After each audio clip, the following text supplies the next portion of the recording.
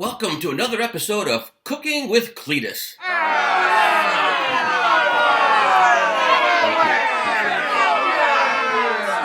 Anyways, today we're going to be making city chickens. My cousin Stacy wanted me to do it earlier. I got to it now.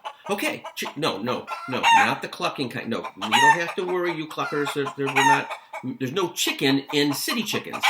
Actually, how it came about, it's a Polish dish, but it did not come from Poland. Okay, the Polish people, it was the Depression, and it actually started in Pittsburgh, Pennsylvania, and Cleveland, Ohio, and then spread through the Polish communities around the Great Lakes, like Detroit, Michigan, and Chicago, Buffalo. Okay, so back in the Depression, chicken was a lot more expensive actually than pork and veal.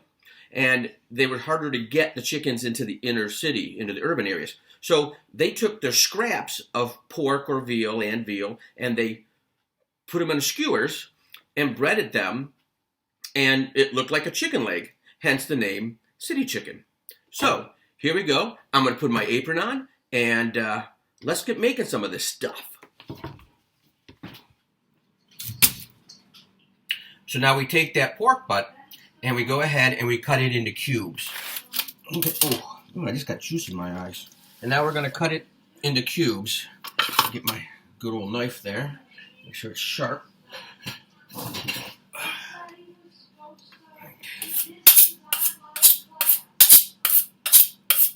Okay. Get a bowl. And then we just start making cubes out of it. Okay, there we go. Cubes of pork. About 1-inch squares, that type of thing. Okay, well, that's what you're gonna do with this big ass pork butt. Watch your fingers. You don't want any fingers in with the pork butt. Though it could be about the right size when you skewer it. So maybe nobody would even know. Yeah, I was shopping with Lisa and she picked this up and I said, nice pork butt. She hit me. I don't think she understood I really meant the meat that she was carrying. Oh well. So yeah, I'm going to go ahead and cut all of that up into cubes. And when you're trimming it, you can trim some of the fat off of it. You'll see, like when I'm cutting it here, you'll see that through this. Okay, so there's a big section here. As I cut it down, you'll see I take like this section off of the fat. Just toss it in the garbage. Yeah, the garbage here. Just toss it on the floor. It'll be fine. I have a dog. The dog will get it. So actually, that's pretty fatty too. But keep some of the fat, because that is where the flavor's at. Oh, I just hit the bone. All right, we got to work around that now. All right, let me get that out there.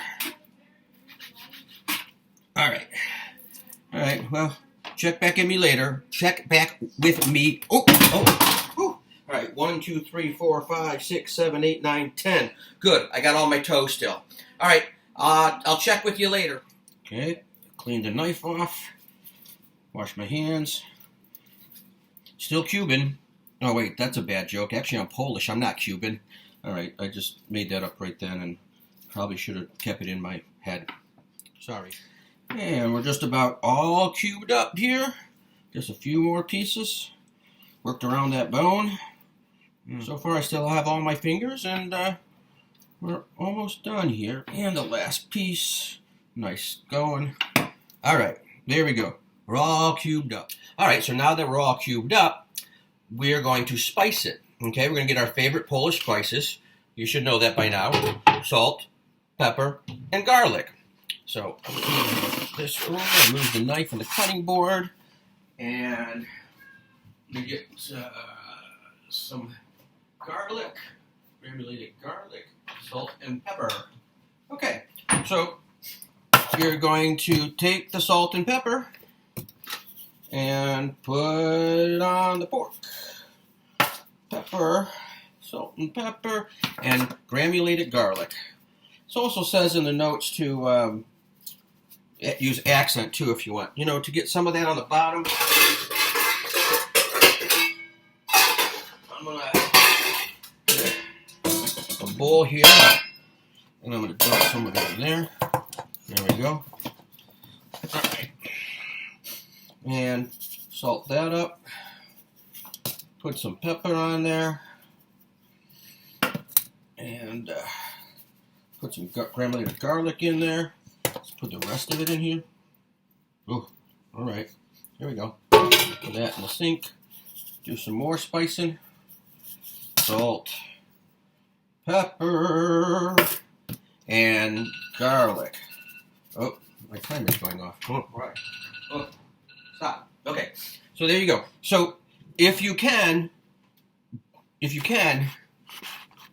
do that and then put it in the refrigerator overnight and then start, we'll start the process of making the city chickens. If you can't do it, then so be it.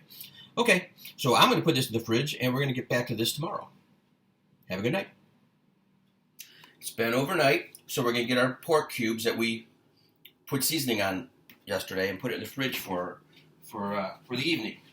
Now, you don't have to do that. If you don't have time, you can just salt it and pepper it and garlic it and go with that. Okay? So now it's time to skewer it. So what we're going to need to do, you got to go and you're going to find some 4.5-inch skewers, wooden skewers. They can be kind of hard to find. I'm sure you can find anything on the internet. Gordon food stores. Sometimes I had to go to 2 or 3 of them back when. I've had these for a while because they come with 1,000 count. All right. So now we're going to skewer up our pork. Okay. Now, basically, let's see here. We're going to get a skewer, and you're going to take and put 4 pieces on, like so. Okay. Make sure it's on there good and secure. Okay. And then just set it aside. So basically, there you go, right in the center, 4 pieces of meat, 4 pieces of pork cubes. When we were growing up, I remember my father, we used to do pork and veal, and we would do 1 pork, 1 veal, 1 pork, 1 veal. And then years later, when we were making them, when my father was catering, we didn't have any, there was no veal, and I asked him, and he said after a while, veal just became too expensive, so we do it all pork now. So we're going to cube all of these up now. Hey, I see the bottom of the bowl. I think I can put this all on one. This is me scrap there. Okay. Oops. Slippery little sucker. All right. And done.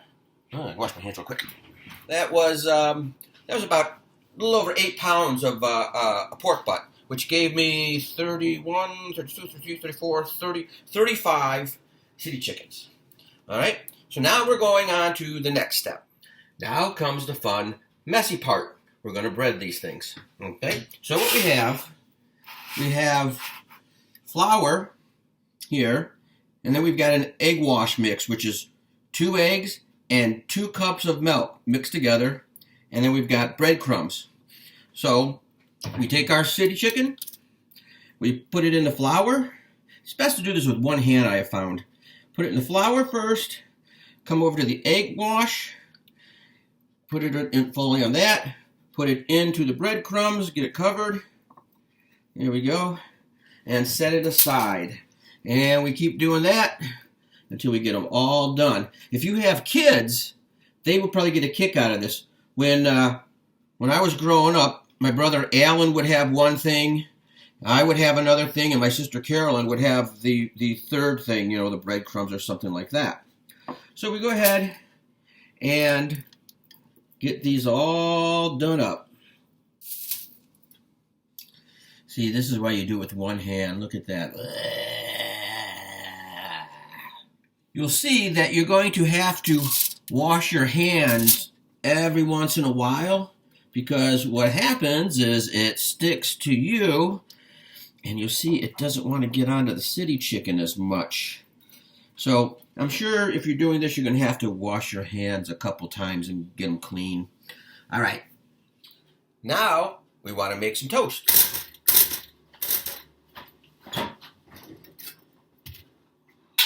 All right. So the toast is done. And what we do with the toast, you get your roasting pan, okay? And you want to go ahead and put the toast in the bottom of your roasting pan. And you want to get a rack and put a rack on top of the toast. Now, a flatter rack would be better.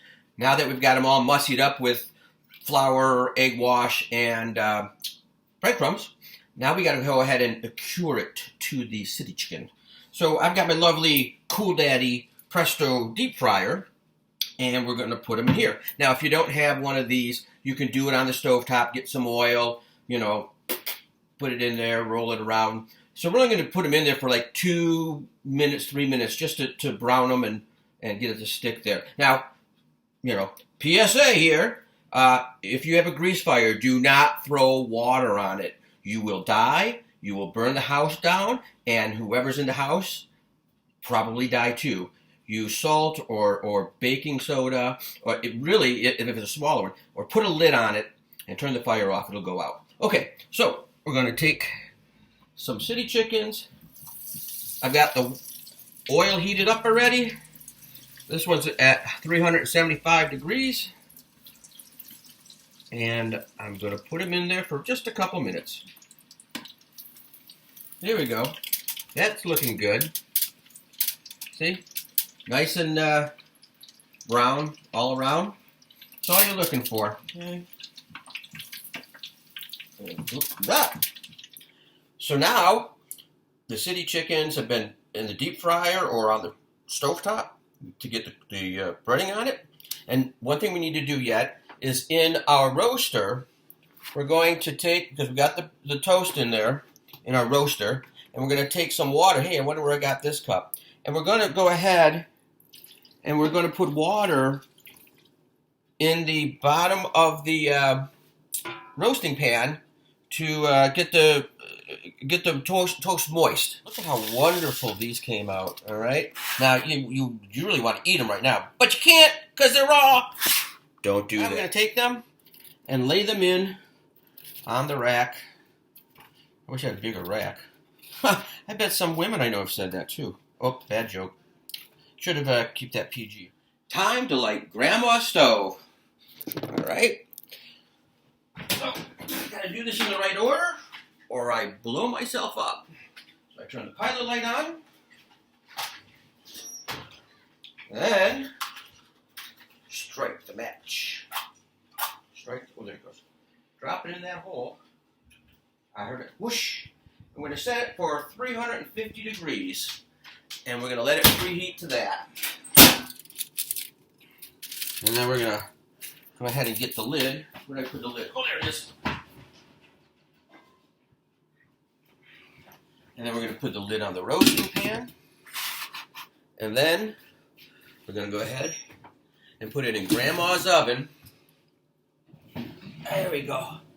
So it goes into the oven for hour and a half at 350 degrees. All right? And we'll come back when this is done, and you will see an amazing dish. I hope.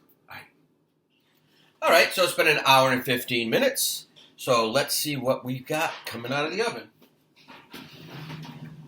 All right. There we go. There they are done. Another one here. Probably should let them stand a little bit. But that is the done product. And I'm afraid it might be too hot. Let me give it a shot, though. Why not? Your tongue will rebuild itself, right? Come on, really good. See you guys next time. See ya. Bye.